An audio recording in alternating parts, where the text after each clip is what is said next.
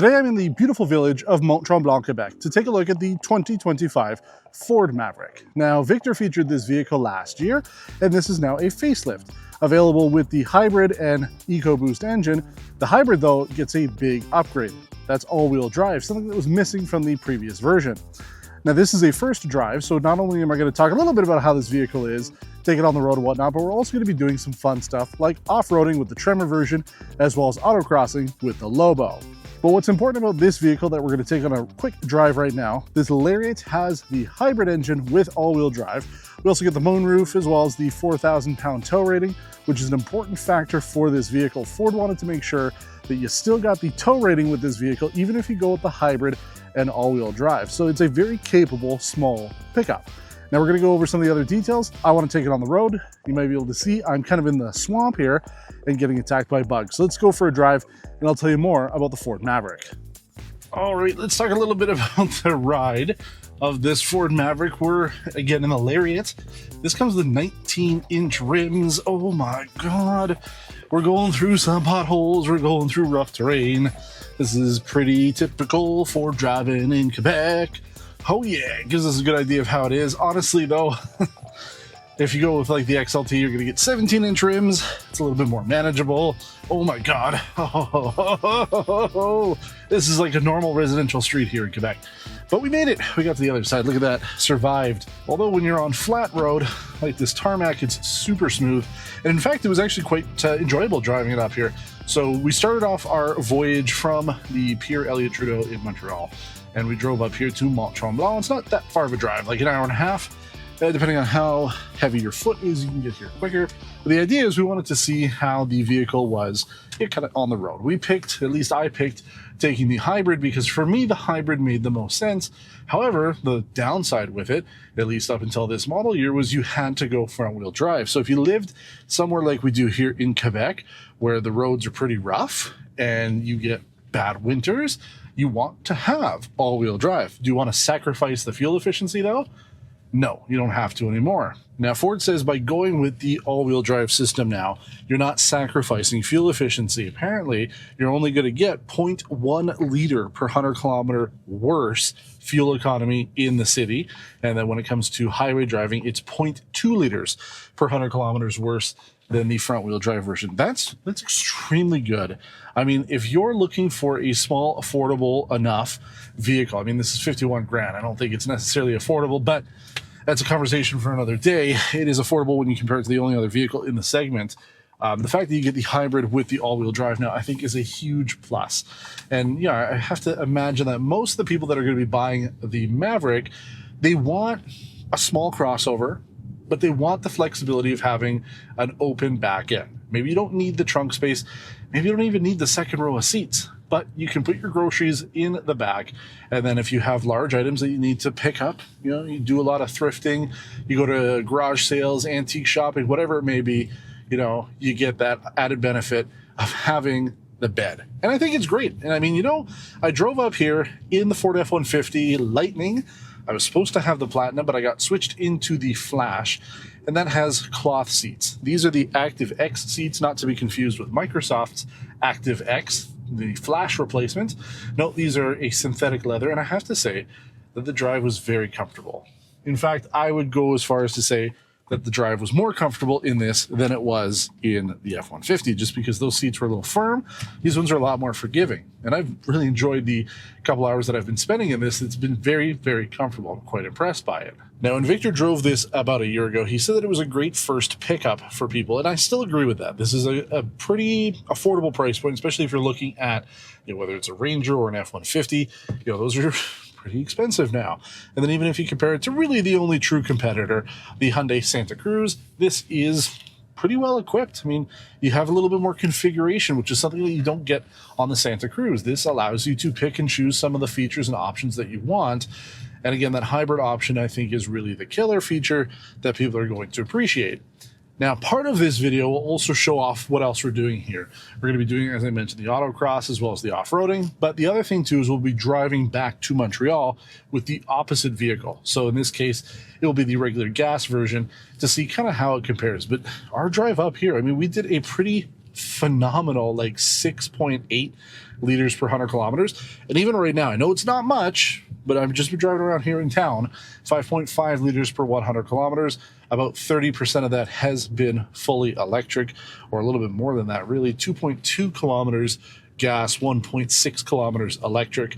Unfortunately, we didn't reset the trip computer when we started off, but even if we go with those numbers here, they're pretty crazy.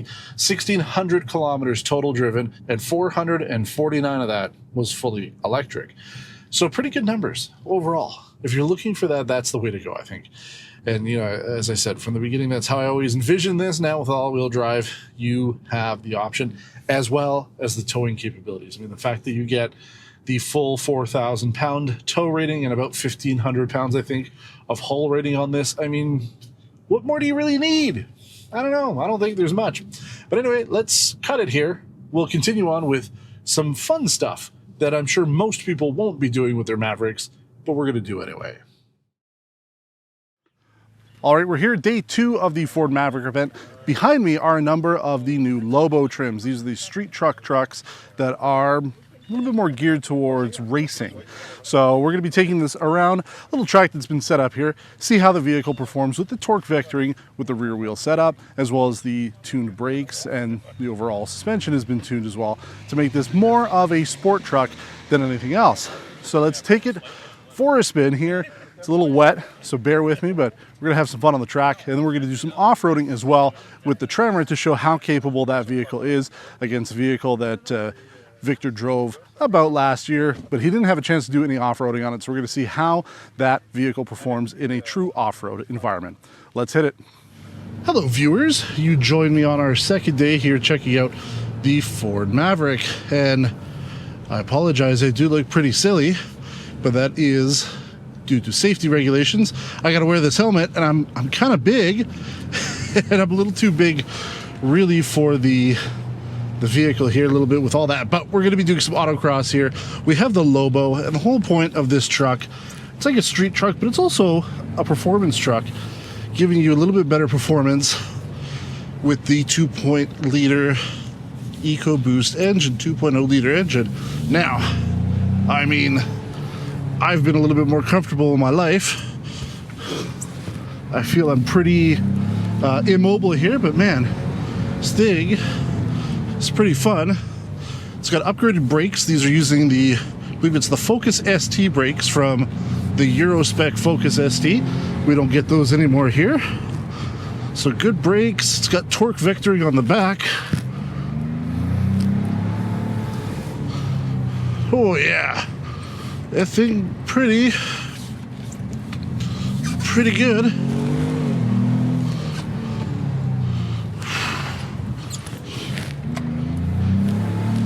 There we go, man.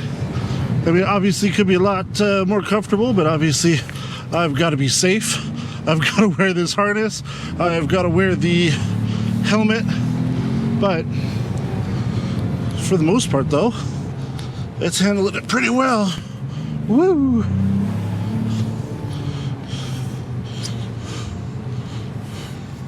I mean, I paid for the whole course. I'm going to use the whole course, right? Whew.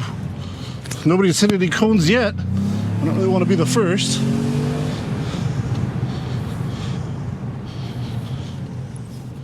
There we go. I'm done my laps. Anyway, that was a lot of fun. This thing definitely performs a lot better than I expected it to perform well, but for a little truck like this, it's got pretty good pick up and go. Yeah, it was quite fun. All right, let me talk to you a little bit about the off-road experience with the Tremor as we head off here in the 2-liter EcoBoost engine. That was a lot of fun. It was a pretty well-built course to be able to show off what the capabilities were of the Tremor package. It's actually a trim now, so you don't have to go with like an XLT or a Lariat. You have to get the actual package, and it really is the top-end trim when it comes to the Maverick for 2025. Now, not only do you have a little bit better ride height, but you've got all of those off-road bits, as well as the actual Tremor drive mode. It's still off-road mode, but gives you a little bit better control, along with one pedal crawl. Essentially, it's taking what an electric vehicle would have, in the sense that you're only using your acceleration pedal to go forward or to stop the vehicle. And that was a little nerve-wracking. That was kind of the last thing that you had to do on the course. You went up a really steep hill using the off-road cruise control system, push the button, you basically set the speed that you want it to maneuver through the terrain at. So we set it to 6 kilometers, and then you get up to the top of the hill, and then you put on, it goes into one pedal anyway, but you put it on, and then now you can maneuver a little bit easier down a rough slope or up a rough slope, whatever you want to do. The one pedal mode could be useful. Now, to be fair, I don't think most people are going to be taking their Tremor to do off-roading. You're buying a Maverick because you want something that's comfortable, capable, has, the specifications of a pickup without actually having to worry about, having a big truck to drive around. So overall, I think that it worked out very well for the off-roading portion. Now, for us to get here to the racetrack and everything, we were driving this specific XLT with the 2-liter EcoBoost engine. So this is the default engine, gas only, no hybrid or anything like that. And like I said, the fuel economy numbers obviously not quite as good. If you're on the highway though, you might see a little bit better numbers, but for the most part, the hybrid engine is more efficient. And we were doing some calculations today when it comes to the hybrid. Yeah, it's a little bit more money, but you only have to drive it for about 2 years to make up the cost difference when it comes to not going with it. So obviously your mileage will vary. If you're driving a lot of in town, the hybrid will do even better. But maybe if you're doing a lot of highway driving, you're going to be road tripping this a lot, whatever, you don't necessarily need it. But I think that the whole premise now of this generation, this update to the Maverick, is no compromise. And that's the idea with the hybrid, is you no longer have to compromise. You get all-wheel drive, you get the fuel efficiency, you get the tow and haul rating. So basically, you get everything that you need without having to compromise. Now let's talk a little bit about our 2-liter offering here. Nothing's really different for this. Obviously with the facelift though, it does give you slightly better exterior design. The interior here with the widescreen, full widescreen navigation system here, instead of having it cut off halfway with a little cubby, works a lot better. We've been driving around for the couple days we've been up here using this system, using wireless Apple CarPlay, which worked out great. So you have a lot of those features that customers were wanting. And it's one of those things that we like to talk about when it comes to any update to a vehicle. If the manufacturers are listening to consumer feedback, those updates should come. And this is a prime example. Customers said, we want, a better screen. We want Sync 4 on here. We want it to take up the entire space. We want to have all-wheel drive with the hybrid system. And all of that stuff has been added with the 2025. So I think that this is going to be a popular little truck. I've been very impressed with its capabilities. The Lobo on the track was quite a bit of fun. I didn't want to push it too hard. I don't want to be the one guy that ended up crashing the truck, but I gotta say, it was very, very fun taking that thing around. And you know what? Honestly, it's probably the one that I might buy.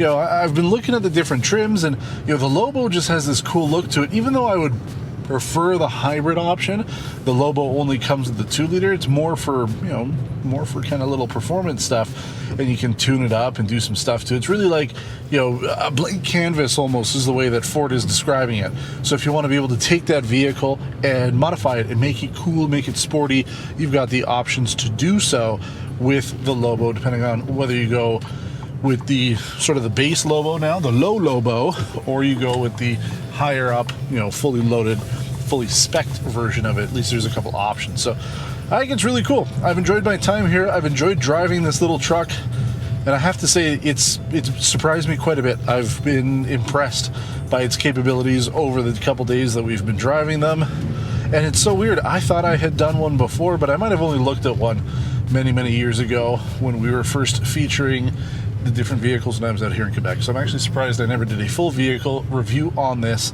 but say that be. If you have any questions about the 2025 Ford Maverick, please let me know in the comments below. I do try to get back to everybody as quickly as I can. We appreciate everybody who watches, subscribe, and especially gets into the comments. So we appreciate hearing from you. But if you haven't subscribed, we do encourage you to do so, as it helps to make sure you get the most up-to-date content here on PRN. Until next time, thanks for watching, and take care.